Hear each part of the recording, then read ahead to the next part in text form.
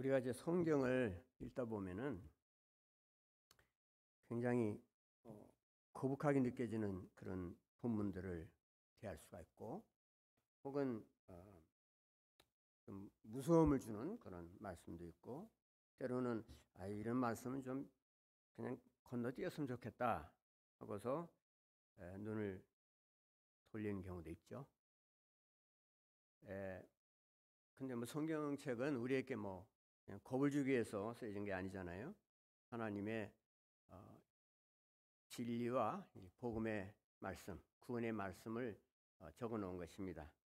그러나 그 중에는 우리의 구원이 보다 더 온전하게 되기 위해서, 우리가 하나님 앞에서 보다 나은 모습으로 나타나기 위해서 격려하는 말씀이 있고, 또 거기에 경고하시는 말씀도 있죠.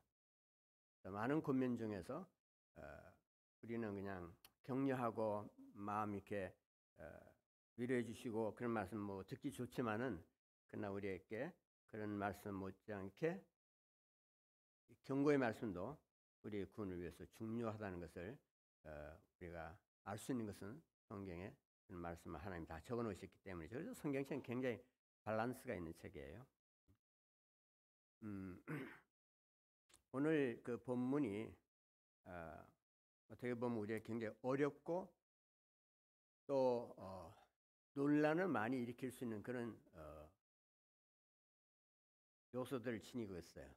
그래서 교회사적으로 많은 그 논쟁이 있었습니다. 지금까지도 마찬가지예요. 그걸 다 일일이 이 짧은 시간에 다 말씀드릴 수는 없고요. 그래서 전통적인 해석들의 골자를 한 세 갈래로 나누어서 간단하게 언급하고 본문 강의에 들어가도록 하겠습니다. 이 본문은 사실상 한 번의 설교로 다루기에는 굉장히 무리가 있어요. 그래서 드릴 말씀이 충분하지 않다는 것은 여러분이 양지하실 줄 알아요. 제가 현재 사실 히브리서 강해서를 지금 집필하고 있어요. 그래서 곧 끝날 것 같은데, 출간이 되면은 그때 더 자세한 것은 살펴보실 수 있으면 좋겠습니다. 이 전통적인 해석의 첫 번째 개는 어떤 것이냐면, 여기 나오는 사람들은 그러니까 이 서신을 받는, 경고를 받는 이 대상들은 크리스찬이 아니다. 아예 예수를 믿은 적이 없다.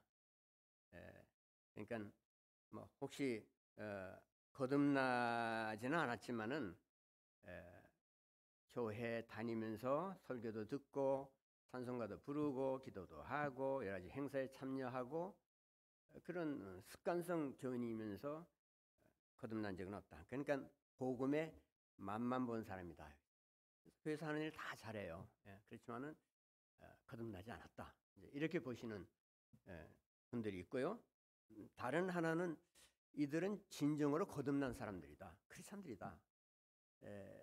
그런데 세월이 조금 지나면서 보니까 자기가 믿었던 것, 자기가 받은 은혜, 이거 다 그냥 두고 이를테면 배신을 하더라. 그래서 구원을 잃었다라고 생각하는 분들이 계십니다. 근데 이제 이것을 우리가 상황적으로 보면은 우리의 현실에서 말이에요. 실제로 그런 사람들이 있는 것 같지 않아요? 잘 믿는 줄로 알았고 교회 있는 줄 알았는데 어느 날 보니까 이 사람이 교인으로서는 상상도 할 수 없는 그런 일을 범한 그런 사람이었고 또 그런 일을 하더라 이거죠. 그래서 이거 예수 믿다가도 이거 잘못 믿으면 안 되겠구나, 가짜도 있구나, 이런 생각을 하는 경우가 들어 있지 않습니까? 또 다른 한쪽으로는 거듭났는데 분명히 그 사람 거듭났어. 기도할 때 보세요. 성경 그렇게 열심히 읽고 정말 오직 예수의 기쁨이 되겠다고 이렇게 외치던 사람인데 오늘 보니까 기독교는 이거는 가짜다. 나는 더 이상 기독교를 믿지 않는다. 나는 차라리 몰몬을 믿겠다든지 못 믿기로 가겠다든지 뭐 이렇게 아예 아무것도 안 믿는다니. 난 무신론자가 됐다. 이런 사람들도 있거든요. 그렇게 보면은 사실 믿어도 구원을 받아도 그것이 그냥 상실될 수 있구나. 그런 생각을 하게 되잖아요. 그런데 우리들의 주관적인 관찰, 다른 사람에 대한 우리의 그 생각이 성경 말씀 본문을 내 그 해석을 좌우하는 결정적인 요소가 되어서는 안 된다는 거죠. 근데 우리 모두가 다 편견들을 가지고 살아요. 근데 그 편견이 그런 식으로 들어가 버리면은 이 본문 해석할 때 이 사람은 거듭난 적이 없다. 거듭나지 않고도 교인 행사하는 사람 나 얼마든지 봤다. 뭐 이렇게 되는 거죠. 그러니까 그런 것은 더러 우리들의 이 환경적인 현실적인 생활에서 일어나는 일들이 우리의 본문 해석을 혹 간혹 돕거나 간접적인 증거로서 사용될 수 있을지 몰라도 그것이 우리들의 성경 본문 자체의 해석에 그 같은 영향은 줘서는 안 된다. 그래서 그것이 편견으로 받아들이려면 성경 본문을 오해하기 쉽습니다. 그래서 신학적인 관점에서 성경 본문을 이제 해석을 하는데 신학적인 관점이라는 것도 개인에 따라서 자기가 속한 그 어떤 신학 학파, 어떤 전통 거기에 따라서 이미 또 편견이 들어가 버려요. 쉽게 말해서 칼빈주의자들은 어떤 일이 있어도 교인이 뭐 구원받고서 타락하고 구원을 잃고 하는 일이 없다 이렇게 보잖아요. 기본적으로. 그러나 그것이 그 자체가 하나의 편견이 될 수 있다는 말이죠. 성경을 해석하는 데 있어서. 또 아르메니언들도 마찬가지죠. 뭐. 구원을 받고도 상실할 수 있다 이렇게 딱 믿어버리면은 그것이 또한 성경 본문의 잣대가 되어서 영향을 미칠 수가 있습니다. 그래서 우리는 그런 거 항상 조심해야 되고 그래서 성령 인도를 받아야 되고 내가 아는 것이 전부라는 생각을 좀 버리는 것이 좋고 극단적으로 나가는 것은 바른 건전한 자세로서는 좀 바람직하지가 않아요. 자, 그래서 여기 세 가지를 이제 말씀드린다고 했는데 나머지 하나는 히브리서의 주제를 구원이 아닌 유업으로 보는 것입니다. 구원 이후에 하나님이 주시려고 약속한 유업, 축복, 상속 그런 것들, 그런 것들에 대한 말씀이기 때문에 그것을 못 받을 수도 있다는 데 대한 그래서는 안 된다는 것에 대한 경고의 말씀이다. 이렇게 보는 거죠. 제가 그 입장을 택하고 있습니다. 그래서 그 관점에서 말씀을 이제 전하겠습니다. 경고 본문들은 구원의 진정성, 구원을 받았느냐 안 받았냐 그것보다는 유업의 상실 가능성, 유업을 받을 수 있느냐 못 받을 수 있느냐 하는 것에 대한 경고고 그 위험에 대한 가르침이라고 이렇게 보는 거죠. 근데 이제 히브리서 6장은 앞에서 2장 또 3장 4장 여기서 이렇게 쭉 경고한 본문들이 또 있거든요. 그 내용상 사실 그 같은 거예요. 그렇기 때문에 그런 본문들에서 말하는 그 문맥하고 같이 맞추어서 보는 것이 옳다고 생각해요. 근데 그건 이제 보면은 첫 번째 그 경고에 보면은 이 큰 구원 얼마나 이 구원이 크냐 하는 것을 쭉 얘기하다가 그런데 그런 큰 구원을 등한히 여기면 어떻게 되겠느냐? 그러면 보응을 받지 않겠느냐? 심판을 받지 않겠느냐? 이제 그런 식으로 이렇게 도전을 하죠. 그래서 그 큰 구원을 소홀하게 여기지 말라. 그 다음에 이제 이스라엘 백성들이 가나안에 못 들어간 1세대가 있지 않았냐? 출애굽해서 말이에요. 방황하다가 다 그 사람들은 광야에서 끝나고 말았다. 가나안 그러니까 출애굽해서 광야를 거쳐서 가는 곳은 가나안이었고 그 가나안은 구원의 전국적인 목표지였다 이거죠. 그래서 그 목적지에 도착하지 못했는데 그 목적지는 이스라엘 백성들에게는 하나님께서 유업의 상으로 주신 젖과 꿀이 흐르는 약속의 땅이었다는 것입니다. 근데 그 약속의 땅을 쟁취하지 못하고 1세대는 다 죽었죠. 두 사람만 빼놓고.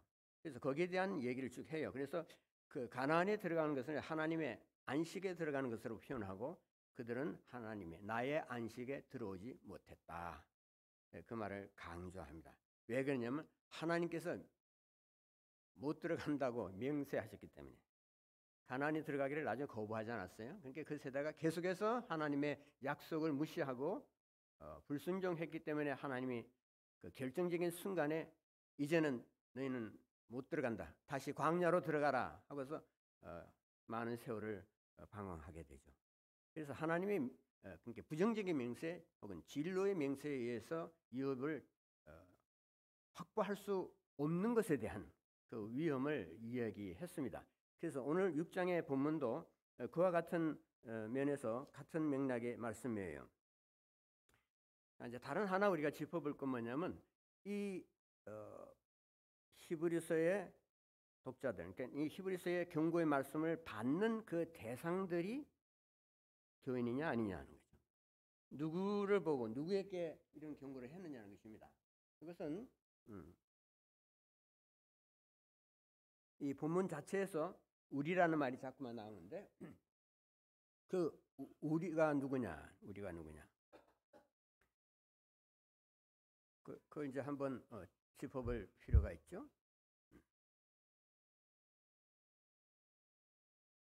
4장 3절에 보면은 이미 믿는 우리들이라고 했죠. 4장 3절입니까? 예. 이미 믿는 우리들은 저 안식에 들어가는 도다라고 했어요. 이미 믿는 우리들은 그 교인들 얘기죠. 예. 그 다음에 또 3장 1절에 보면은 그러므로 함께 하늘의 부르심을 받은 거룩한 형제들아, 역시 교인들을 보고 하는 말입니다. 또 10장에서도 보면은 이 사람들을 그러니까 교인으로 간주하고 있어요. 왜냐하면 너희들이 예수 그리스도를 믿기 때문에 그 믿음을 유지하기 위해서 많은 박해를 받았지 않느냐. 하나님께서 그것을 갚아주실 것이다. 이렇게 위로하는 대목이 나오지 않습니까? 그러니까 히브리서의 저자는 이들을 모두 그리스도를 믿고 구원을 받은 자들로 간주한 것입니다. 그러니까 앞에 경고 본문에서도 보면은 구원에 상실된다 안 된다 그걸 얘기한 것이 아니라 구원 이후에 구원을 받은 이후에 하나님의 유업의 약속 그 축복을 받느냐 못 받느냐 하는 것을 언급한 것이라고 하죠. 이제 거기 한 가지 조금 주목할 말씀은 2장 3절에서 이렇게 말하거든요. 그러므로 우리는 들은 것에 더욱 유념함으로 우리가 흘러 또 내려가지 않도록 함이 마땅하니라. 우리가 이같이 큰 구원을 등한히 여기면 어찌 그 보응을 피하려. 등한히 여기면. 근데 이 부분을 잘못 보면은 그 영어로 표현하면 neglect 한 것인데 그래서 reject 한 것으로 생각한다는 거예요. 복음을 소홀히 여겼다고 했는데 그것을 복음을 배척한 것으로 생각한다는 거죠. 그러면 그 말이 틀리죠. 여기는 복음을 배척한 사람들로 간주하지 않고 복음을 소홀하게 등한하게 여겼다. 그러니까 구원 자체를 잃는다는 얘기가 아니고 구원 자체를 버렸다는 얘기가 아니라 구원에 대한 자세가 이 큰 구원에 대한 자세가 진지하지 않다. 그냥 난 믿으니까 됐다 하는 정도로 그친다는 거죠. 그래서 구원을 배척한 것은 아니야. 나는 예수도 난 배척해. 나는 몰라. 나는 끝났어. 그분 더 이상 난 안 믿어. 이렇게 한 것이 아니라 예수님을 믿지만 예수님에 대한 자세가 신실하지 않다는 것입니다. 그래서 징계를 받는다는 뜻이지 배도를 했기 때문에 구원을 잃는다는 뜻은 그런 경우는 아닌 줄 알아요. 그러니까 구원과 상관된 말이 아니고 유업과 관계된 말씀이라고 봅니다. 자, 이제 한 절씩 조금씩 구절을 보고서 말씀을 드리겠는데 하나님께서 허락하시면 우리가 이것을 하리라. 조금 애매하게 들려요. 근데 이 말씀은 위의 구절하고 밑에 구절, 그러니까 앞과 뒤로 연결되는 일종의 다리 역할을 하는 키워드라고 할 수 있어요. 하나님이 허락하시면은 완전한 대로 나아갈 수 있다. 그렇지만 하나님이 허락하시지 않으면 완전한 대로 못 나간다. 말을 바꾸면은 이 말씀은 하나님의 명세와 관련된 말씀이라는 거예요. 그래서 이 하나님의 명세가 뭐냐 하는 것을 또 설명해야 되겠는데 여러분 대체로 무슨 말씀인지 다른 강해를 통해서 아마 알고 계실 줄 알고요. 하나님이 맹세하시면 안 바뀌죠. 하나님이 된다고 하면 그것은 어떤 일이 되고 안 된다 그러면 안 돼요. 맹세로서 자신의 이름을 걸고 맹세하시면은 그것이 끝이에요. 그것이 모든 것의 마지막입니다. 그래서 하나님께서 이 구원을 등한히 여기서 계속해서 꾸준히 반복적으로 구원을 등한히 여기는 그런 삶을 사는 사람들에게는 하나님께서 어떻게 하시냐? 허락을 안 하시는 거예요. 뭘 허락을 안 하시느냐? 더 이상 영적인 진보가 있는 것을 막으시는 거예요. 다시 말해서 아무리 내가 가고자 애를 써도 가나안에 못 들어간단 말이에요. 1세대처럼. 근데 하나님께서 긍정적인 맹세를 하시면은, 그러니까 자비의 맹세, 뭐 이름을 어떻게 붙여도 좋은데, 근데 그 자비의 맹세를 하시면은 아무리 우리가 연약하고, 아무리 죄가 많고, 아무리 우리가 어려운 형편이 있다 할지라도 하나님께서 주신 그 소명이 성취된다는 것입니다. 가나안에 들어간다는 것이에요. 그래서 복음의 초보에 묶이지 않고 완전한 대로 나아갈 수 있게 되는 것이죠. 말을 다시 바꿔서 반복하면은 진로의 맹세를 하나님께서 하실 정도로 주를 신뢰하지 않고 받은 소명의 목표에 이르기 위해서 힘쓰지 않고 그냥 사는 것, 그냥 크리스찬으로 명칭만에 이렇게 교인처럼 이렇게 습관적으로 교회만 왔다 갔다 하는 사람들, 그런 사람들은 위험하다 이 말이에요. 자기 소명의 목표에 이를 수가 없게 된, 하나님이 언젠가는 됐다, 이제 끝이다, 더 이상 나아갈 수 없다라고 이렇게 맹세를 하시면은 그 사람은 구원은 받을지라도 하나님 나라에서 아무런 유업을 받지 못하고 하나님의 기쁨이 되지 못합니다. 그래서 이제 구원을 속이는 소홀히 여기는 일이 없어야 한다는 거죠. 유업의 상을 박탈당할 수 있다 하는 경고예요. 또 그 다음에 이제 4절 한 번 빛을 받고 그런 말. 빛을 받는다. 무슨 빛을 받는다는 것일까요? 성경에서 빛은 복음의 빛이에요. 우리의 영혼을 깨어나게 하고 우리의 양심을 일깨우시고 회심을 일으키게 하는 것입니다. 회심의 빛입니다. 그래서 우리의 영혼이 그 어두운 그 심령을 비추어서 하나님께 대하여 깨어나는 이 구원의 빛, 복음의 빛, 그리스도의 빛을 말하는 거고요. 그 다음에 이제 보면은 다음에 뭐가 있죠? 예. 하늘의 은사를 맛보고 그랬는데, 하늘의 은사를 맛보는 것은 뭘 얘기하느냐? 하늘의 선물이에요. 천상적인 선물입니다. 천상적인 선물은 땅에 있는 것이 아니니까 영적인 선물들이에요. 그 뭐 어렵게 생각할 것이 없어요. 예를 들면 하나님 믿지 않던 불신자로 있던 사람이 혹은 무신론자가 하나님께로 돌아오고 거듭나고 심령이 새롭게 되고 영적인 세계에 눈이 뜨이고 죄의 용서함을 받는 체험을 하고 거룩한 자로 의로운 자로 성별이 되고 자신의 삶의 성령의 내주를 받는 그런 일들을 체험한다. 그것이 하늘에 속한 신령한 선물들이죠.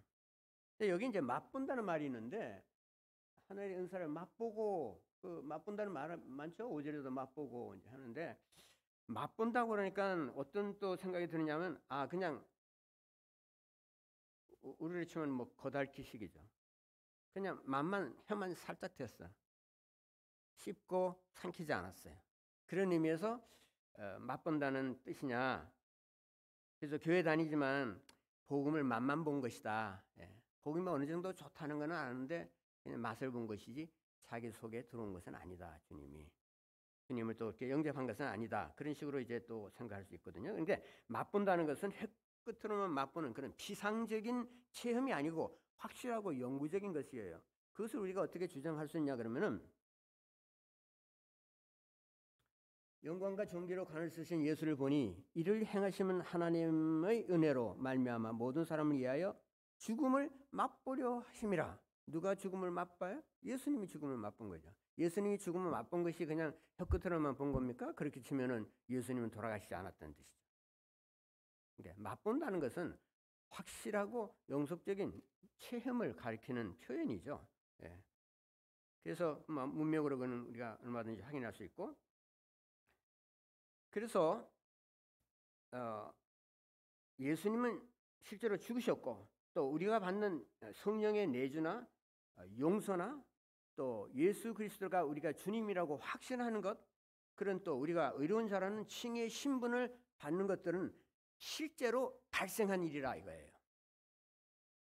맛본 것은 확실하게 먹고 삼킨 것에 대한 비유적인 표현입니다.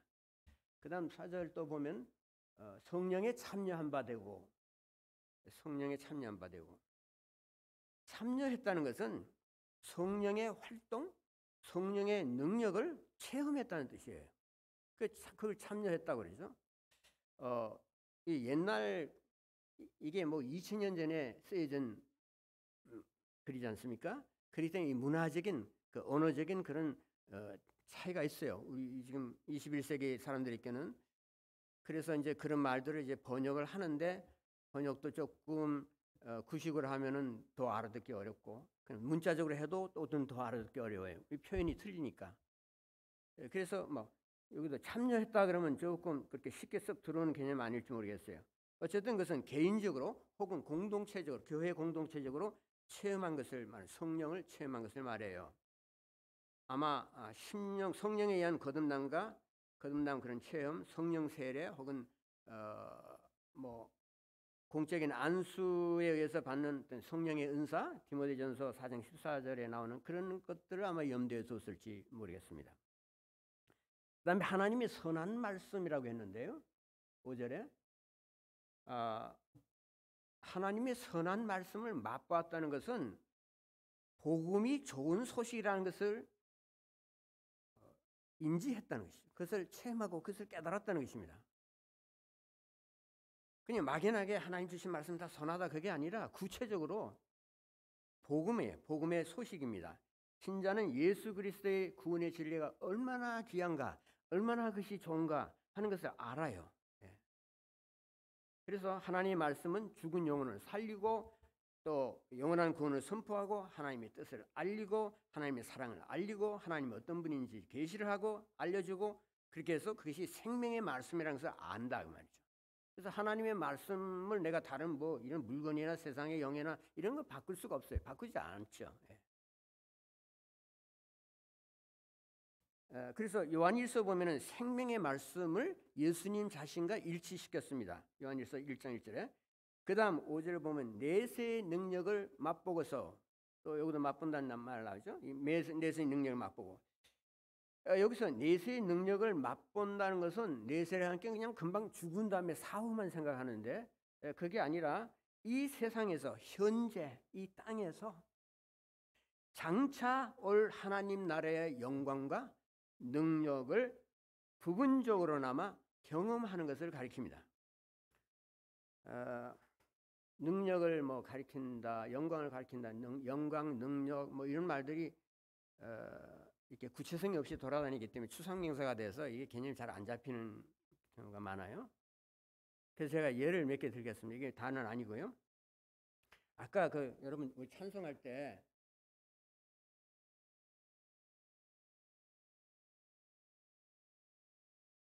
예수 믿는 것은 무엇 때문이라고요? 받은 증거 많도다. 받은 증거가 많아서 예수를 믿는다. 예수를 믿으면 받은 증거가 많다. 그런 얘기죠. 그 받은 증거가 내세에서 장차 올 내세의 영광과 권능과 여러 가지 선한 은혜들이죠. 그래서 성령의 부음으로 하나님의 사랑을 체험하는 일, 혹은 하나님의 자녀라는 것을 성령께서 나한테 날인시켜주는 그런 놀라운 체험들, 성령의 증거를 받는 일이죠. 그것이 너는 나의 자식이다, 나의 아들이여, 나의 딸이여, 내가 사랑하는 자다, 내 아들 독생자 예수 그리스도를 통해서 내가 너를 구속하였다. 뭐 이런 확실한 그런 말 도장을 찍는 것 같은 성령의 증거를 체험할 수가 있거든요. 또 하나님께서 임재하시는 것, 하나님이 임재하신다. 하나님이 마치 옆에 계신 것 같은 그런 체험들을 하죠. 교인들은 아주 어려운 일을 당했을 때 아무에게 가서도 위로를 받을 수가 없고 도대체 어떻게 하면 좋을지, 그야말로 하늘이 무너지고 땅이 꺼지는 것 같은 그런 상황에 걸쳤을 때, 극도의 슬픔에 빠졌을 때, 극도로 당황하게 됐을 때, 모든 소망이 다 끊어진 것 같은 때, 그때 하나님이 곁에 계신다는 것을 의식한단 말이죠. 바울도 한때 뭐 난파선에서 여러 가지 고난을 당하면서 살 소망까지 끊어졌다고 생각했다 그래요. 바울 같은 사람도 살 소망까지. 그런 때 하나님께서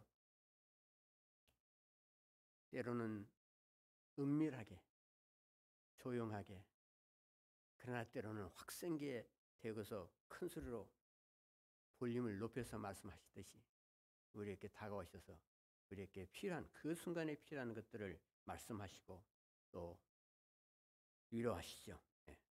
그런 체험들이 있죠. 십자가 사랑의 희생과 헌신으로 피어나는, 정말 이것이 기독교인의 사랑이다, 예수의 사랑이다, 하나님의 사랑의 그 원리다 하는 것을 깨닫고 그것을 실천함으로 오는 성도 간의 그 따뜻한, 말로 다 표현할 수 없는 훈훈한 그런 교제의 체험들, 진실로 내가 사람을 사랑하는구나, 내가 원수까지도 사랑할 수 있게 되는구나 라고 체험하는 그런 일들, 그것이 내세에서 온전히 피어날 하나님의 영광과 하나님의 능력의 작은 시식이죠. 새하늘과 새 땅에 대한 감동된 소망으로 크게 기뻐하면서 찬양하는 일, 복음을 깨닫고 하나님 어떤 분인 것을 알고 너무나 하나님이 리얼하다 이 말이에요. 그래서 가만히 있을 수가 없어. 인간은 그런데 가만히 있을 수 있는 존재가 아니에요. 그래서 그냥 울기도 하고 소리도 지르고 뛰기도 하고, 다이도왕 같은 사람 법궤가 돌아오니까 막 그냥 옷을 다 벗고 춤을 추지 않았어요? 여러 사람 앞에서? 아무도 없는 곳이지만 그곳에서 하나님을 깊이 의식하고, 야, 이것이 다 사실이구나. 그래서 밤하늘의 뭇별을 쳐다보고 찬양하고 기뻐하고, 아무도 알아주지 않는 곳에서 하나님 주시는 커다란 기쁨의 감동을 받고서 나홀로 즐거워하는 그런 체험들을 한다는 거예요. 거룩한 열정과 성령의 은사로 하나님을 섬기는 일이 너무나 기뻐요. 또 거기에 대한 하나님의 격려가 있기 때문에 그런 것을 체험합니다. 초자연적인 성령의 활동에 쓰임을 받는 일이 있어요. 초자연적인 것, 기적도 아직까지 일어나고 있어요. 이런 일들은 모두 장차 올 세상으로부터 오는 영광의 일면들입니다. 그런데 구원받은 신자로서 이와 같은 영적인 체험을 했음에도 불구하고 의도적으로 하나님을 등지고 계속해서 불순종의 길로 나간다면 어떻게 되겠어요? 우리 생각에 그런 큰 체험들을 하고 그런 사람, 또 하나님께서 큰 일도 하시고 하나님 크게 쓰시고 하는 그런 사람들이라면 언제 넘어질까? 그럴 리 없을 거야 라고 생각할지 모르지만 전기를 읽어보세요. 그런 일이 꽤 있습니다. 하나님의 자녀가 되면 특권을 많이 누려요. 하늘에 속한 그 복들은 세상 무엇과도 비교할 수 없습니다. 그런데 이러한 신령한 복을 받아 누리는 체험에는 아주 큰 책임이 또한 따르죠. 그 책임이란 무엇인가? 말씀을 꾸준히 신뢰하고 복종해서 약속된 여호와의 땅을 향해 믿음과 인내로 날마다 나아가는 것입니다. 그 다음 6절 보면 타락한 자들은 다시 새롭게 하여 회개할 수 없나니 이는 그들이 하나님의 아들을 다시 십자가에 못 박아 드러내놓고 욕되게 함이라. 이런 말씀 굉장히 무섭죠. 예. 굉장히 긴장되게 하잖아요. 그래서 논란이 많은 구절입니다. 타락한 자들은 누구입니까? 예. 전통적으로 배교자라고 했어요. 그래서 배교자는 받은 구원을 잃거나 혹은 처음부터 구원받은 적이 없는 일종의 모방 교인이라고 해석합니다. 근데 이제 히브리서의 주제가 구원이 아닌 유업이라고 본다면은 이것은 구원의 상실이나 가짜 교인에 대한 말씀이 아니고 하나님의 진리의 맹세로 유업의 상을 상실하는 것에 대한 말씀입니다. 6절에 그 타락한 자들은 했는데 그 말씀을 조금 생각해 봐야겠어요. 이 타락이라는 이게 번역인데요. 번역이죠. 네. 원문의 뜻에다가 자신의 어떤 신학적인 뉘앙스를 거기에 가미해서 번역한 거예요. 이게 뭐 그런 의도가 없었더라도 적절한 번역은 아니라고 생각해요. 여러분 타락 그러면 어떤 생각이 먼저 듭니까? 아담 타락한 거, 인류가 완전히 하나님부터 떨어져 나간 거, 그런 식의 타락 굉장히 강한 말이죠. 우리나라 말로. 근데 과연 그 의미로 썼겠느냐 이거죠.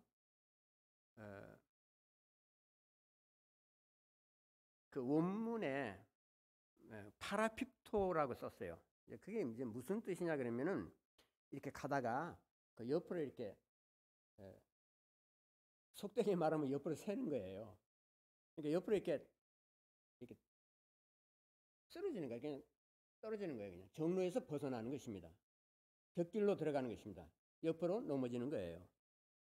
근데 그 같은 말이 파라핍토라는 말이 명사형으로 쓰여지는 것이 있는데 그것이 이제 마태복음, 마가복음에 나옵니다. 제가 이해를 돕기 위해서 읽어드리겠어요. 거기서는 어떻게 번역했는지, 너희가 사람의 잘못을 용서하면, 사람의 잘못이라고 했어요. 그 명사로서 쓴 것을 잘못이라고 번역했거든요. 타락이라고 하지 않고. 또 그 다음에 마가복음에도 보면은 서서 기도할 때 아무에게나 혐의가 있거든 용서하라. 그리하여야 하늘에 계신 너희 아버지께서도 너희 허물을 사하여 주시라. 거기서는 허물이라고 번역했어요. 그러니까 타락이라는 단어가 원문상으로 그렇게 강한 의미가 아니었다는 것을 알 수가 있습니다. 근데 또 이제 만일 타락하면 이랬는데, 만일 타락한 자들은 하나님 말씀 보고 하나님 시계 못 박는다. 근데 이제 타락한 자들은 이게 타락하면 거예요. 만약에 타락하면 이것도 우리가 참 그 이해하기에 따라서 뜻이 달라질 수 있거든요. 일부에서는 어떻게 생각합니까? 예수를 믿고 구원을 받았으면 영원한 것이기 때문에 타락이라는 것이 있을 수 없다 이렇게 보죠. 근데 여기 보니까 그러니까 타락한 자들은 그렇기 때문에 만약 타락하면, 그러니까 타락하는 일이 일어날 수 없지만, 그는 확신하기 때문에 일어날 수 없지만 그래도 만약 타락을 한다면은 다시 돌이킬 수 없다. 그래서 이것을 타락하면 회복 불능이다 하는 것을 그 경고를 통해서 타락하지 않도록 예방하는 것이다. 이렇게 또 해석하기도 해요. 좀 상당히 구차한 논리죠. 히브리서 저자가 타락한 자들 혹은 곁으로 넘어진 자들 우리가 어떻게 번역을 하든지 간에 그렇게 한 것은 그런 일이 실제로 발생할 수 있기 때문에 그렇게 말한 거죠. 발생할 수 없는 일을 놓고서 발생할 수 있다고 가정해서 이야기하면서 교훈을 준다는 것은 앞뒤가 안 맞아요. 그래서 사실상 그런 역사적인 사례가 히브리서 자체에서도 있단 말이에요. 그 출애굽한 그 1세대 이스라엘 백성들, 그 사람들 곁길로 다 빠지지 않았습니까? 정로를 향해서 가나안까지 가지 않았습니다. 에서의 경우도 마찬가지죠. 광야 세대에서 그러니까 그 스토리에서 보면은 그들이 배교를 해서 구원에 떨어져 나간 건 아니잖아요. 그렇다고 생각하는 분들도 있죠, 물론. 어느 편의 해석을 따르든지 여러분의 자유입니다. 그러나 떨어져 나가는 것은 결국은 이게 뭐 타락했다는 그것은 본뜻으로 볼 것 같으면은 하나님이 지시하신 하나님의 길을 따라가지 않다가 계속해서 그런 식으로 살다가 결국은 하나님의 진로의 맹세를 받고 너는 더 이상 나아가지 못한다. 영적 진보가 없다. 이제는 가나안 땅의 축복은 너희께서 제외됐다라고 선포하시는 때죠. 그런 것을 얘기하는 것입니다. 이것은 복음을 부인하고 복음을 그냥 배척하는 것이 아니라 복음의 진리를 실생활에서 적용하고 그것을 실천하지 않는 상황을 가리키는 거죠. 그래서 이것이 당시의 히브리서에 나온 이 교회의 교인들의 상황이었다 그 말이에요. 그래서 그것을 경고하는 거예요.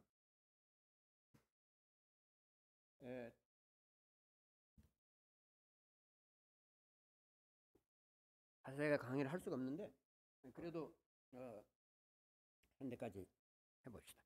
이 히브리서 전체의 메시지를 우리가 보고서 이 본 단원을 본절을 우리가 이해를 해야 된다. 그런데 히브리서 전체의 문맥이 어떤 것인가 하는 것을 제가 빨리빨리 좀 읽어드리겠어요. 우리가 이같이 큰 구원을 등한히 여기면 어찌 그 보응을 피하리요. 저자는 구원을 소홀히 여겨서는 안 된다고 하면서 그럴 경우에는 심각한 결과가 온다고 경고했습니다. 3장 6절에 우리가 소망의 확신과 자랑을 끝까지 굳게 잡고 있으면 우리는 그의 집이라. 다시 말해서 끝까지 굳게 잡고 있으면 끝까지 숨 딸깍 할 때까지 예수를 굳게 믿어야 천국 들어간다 그런 말이 아니라 우리가 꾸준하게 주님을 신뢰하고 주님의 말씀에 순종하면서 살 때에 우리는 하나님의 집, 하나님이 내게 주신 소명 또 교회로서의 역할을 하게 된다 그 말이에요. 우리가 3장 14절에 우리가 시작할 때 확신한 것을 끝까지 견고히 잡고 있으면 그리스도와 함께 참여한 자가 되라. 그리스도와 함께 천국 들어가는 얘기가 아니라 그리스도와 함께 유업의 축복들을 받는 자가 된다 그런 말이죠. 우리의 역할과 우리의 소명을 성취한다는 것입니다. 3장 11절에서 내가 노하여 맹세한 바와 같이 그들은 내 안식에 들어오지 못하리라 하였다 했느니라.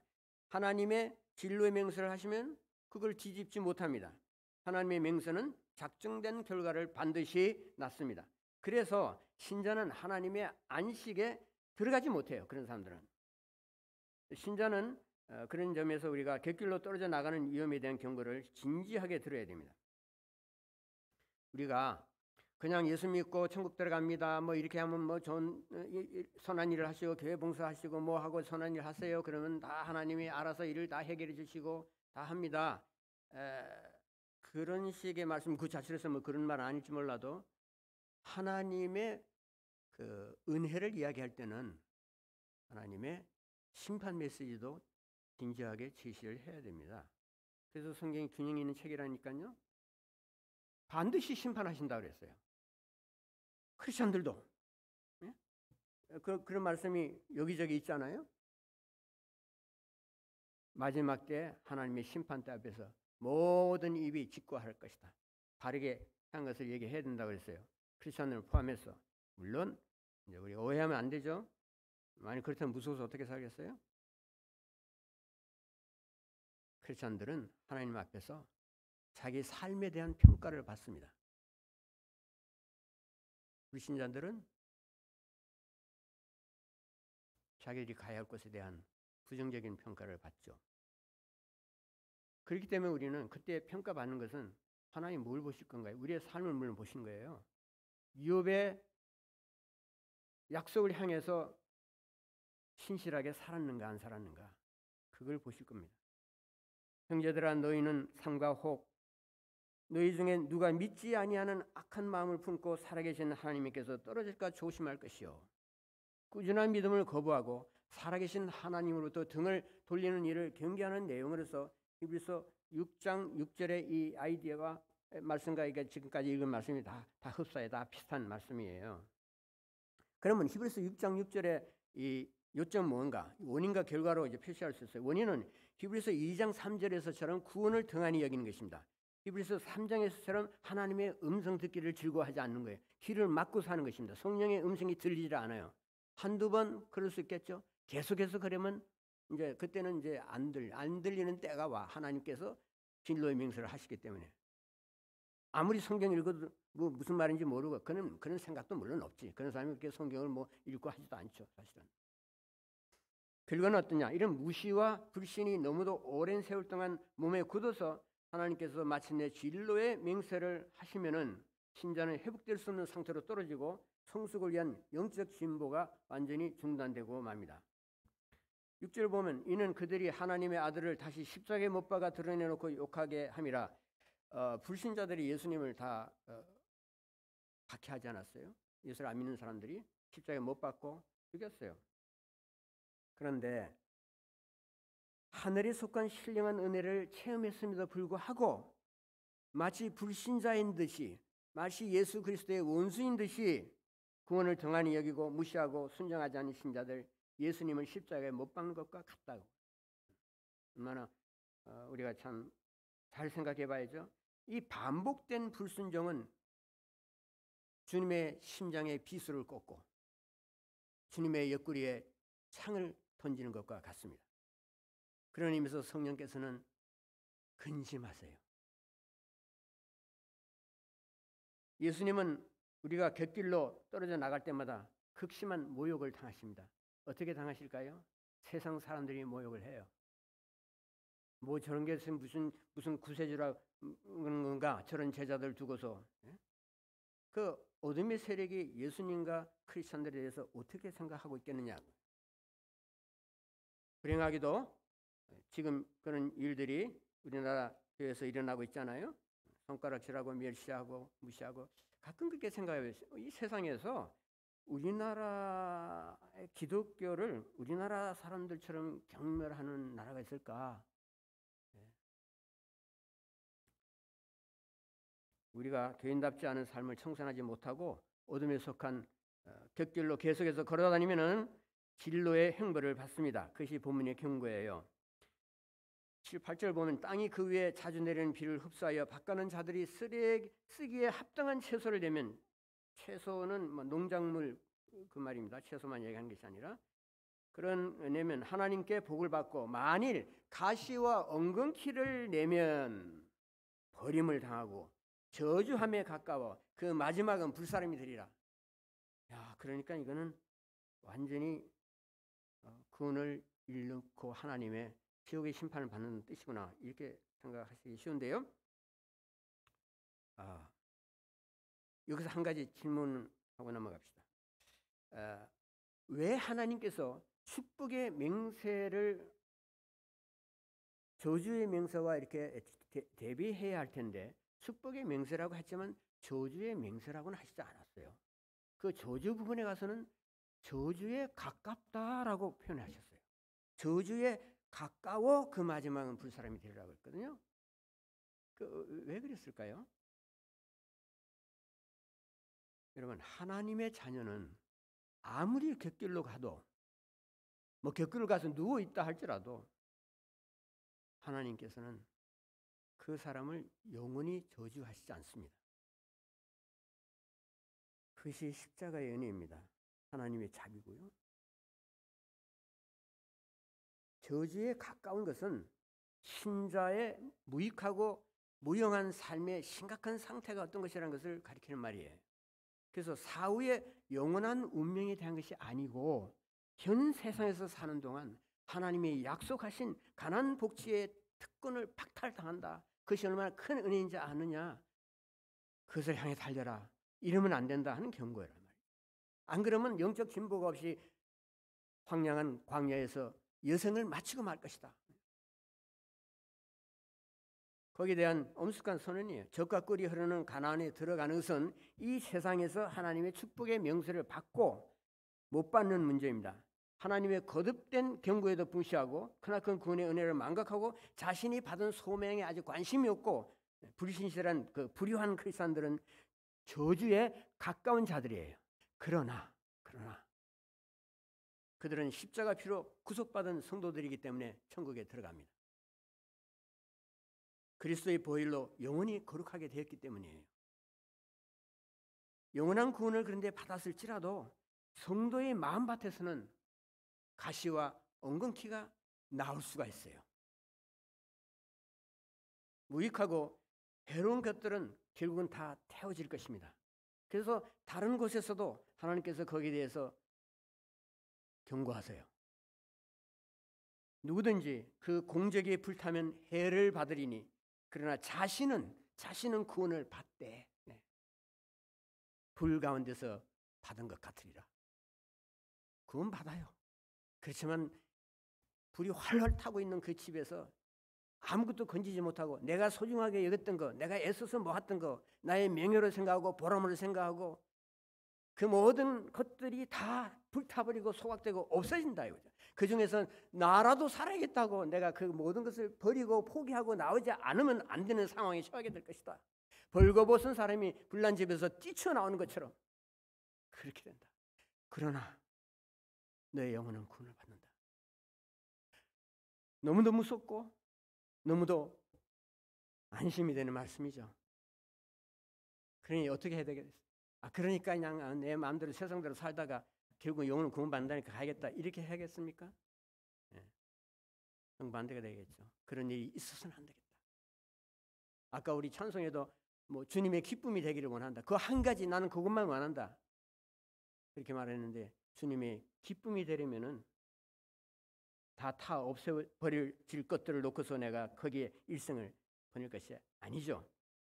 사람이 내 안에 거하지 아니하면 가지처럼 밖에 버려져 마르나니 사람들이 그것을 모아다가 불에 던져 사르느니라. 요한복음 15장 6절 오직 무서운 마음으로 심판을 기다리는 것과 대적하는 자를 태울 명렬한 불만 있으리라. 히브리서 10장 27절. 여기서 다 불을 언급합니다. 근데 영원한 형벌을 얘기하는 것이 아니라 지옥불이 아니에요. 불충한 기운들이 받는 하나님의 심판, 단련의 불입니다. 그 징계의 불이 무섭다는 것을 알아라는 거예요.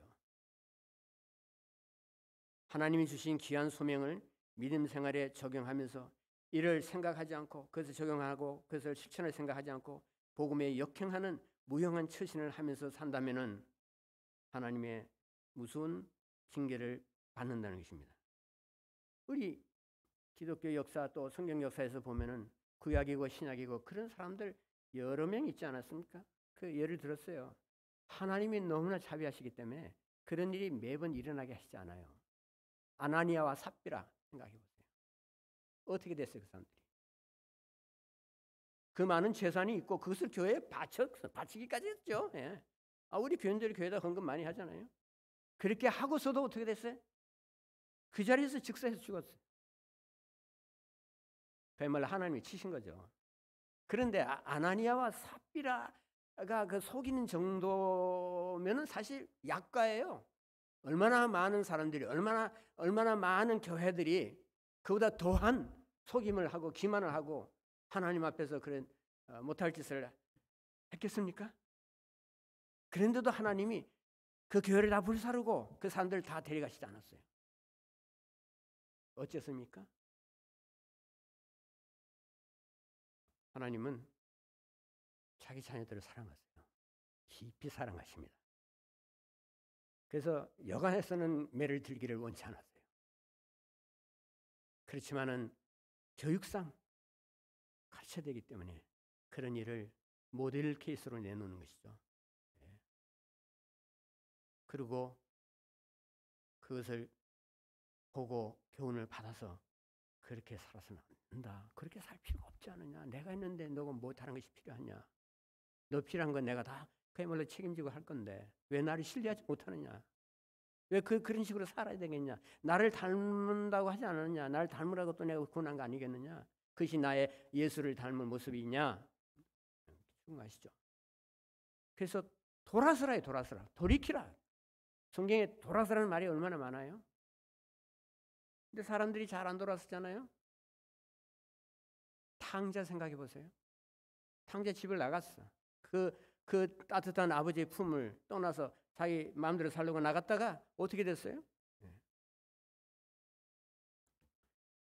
그런데 그것이 일시적인 타락이 아니었죠. 나가서 한참 몇 년 여러 해를 그런 식으로 살았어요.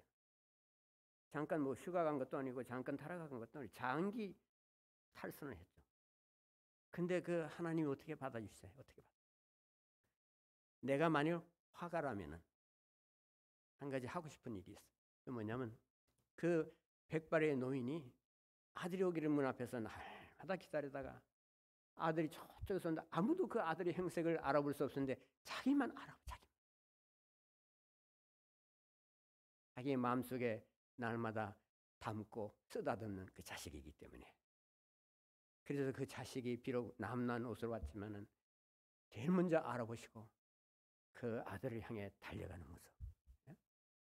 당시에는 노인들은 달려가지 않았어요. 뛰지 않았습니다.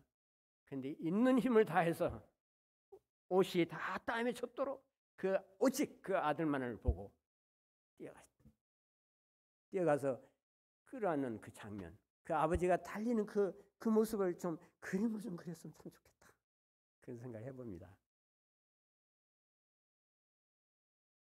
하나님의 자기 자녀에 대한 사랑은 절대적인 사랑이에요.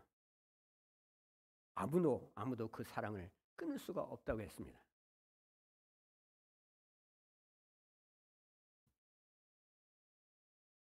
말씀 마치겠습니다. 이제 감사하게도 반항적이었던 출애굽 세대가 한 사람도 애굽으로 돌아간 사람이 없어요.